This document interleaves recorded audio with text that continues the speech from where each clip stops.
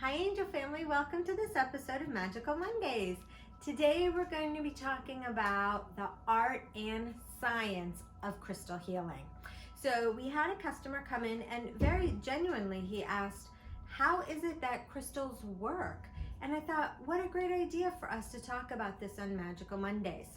So crystals are spiritual, they have a spiritual essence, but there's also a lot of science behind why crystals work and how they're formed. So crystals are formed in our Earth's crust over millions and millions of years.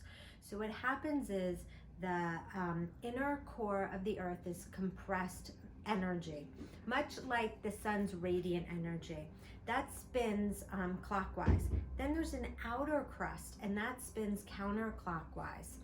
As the Earth's layers shift and move, it creates little openings or crevices, and gas and water is forced up through those spaces.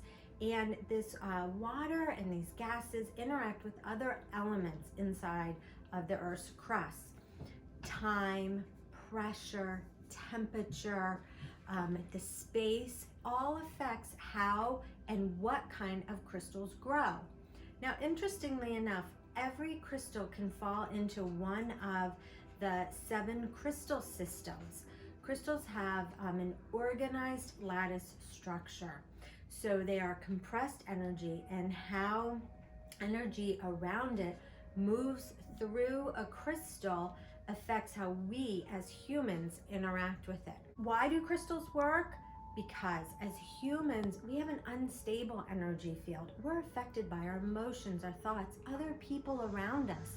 Crystals have a reliable, organized crystal structure. They are compressed energy, so when other vibrations or frequencies move through it, it moves through it in a very stable way or predictable way, depending on the crystal system of its organized lattices. So when it interacts with our energy field then entrains to the crystal, because it's a stable energy system. Our energy system entrains to the crystal. So a clear quartz crystal is an amplifier. So if I'm putting out through my thoughts and my intentions that I want to start a new project, the quartz crystal, my energy field, is going to interact with that, and I'll entrain to being able to look, right, an amplification out like an antenna to the universe, to be looking for new projects. Another way that we interact with crystals is depending what color they are. So light is an electromagnetic radiation, and it vibrates or oscillates at different frequencies. So the things that are red operate or vibrate at a lower frequency.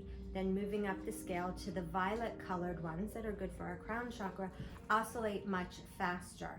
Then we move into ultraviolet light. So there's a very small spectrum of light that we can actually see. And this is why crystals affect us.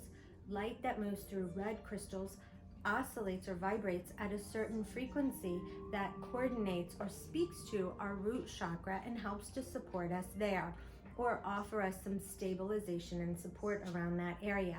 And the same goes through so for our other chakras and the other colors in our chakra system.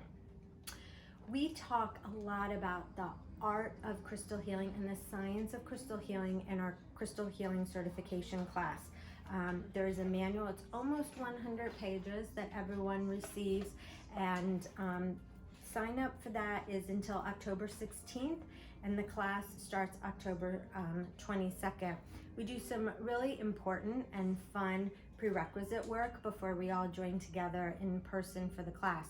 So if you're interested in learning more about crystal healing for yourself as an individual to use with your family or just personally, or if you're a practitioner, this is a great way to learn more. This is just a tip of the iceberg, no pun intended.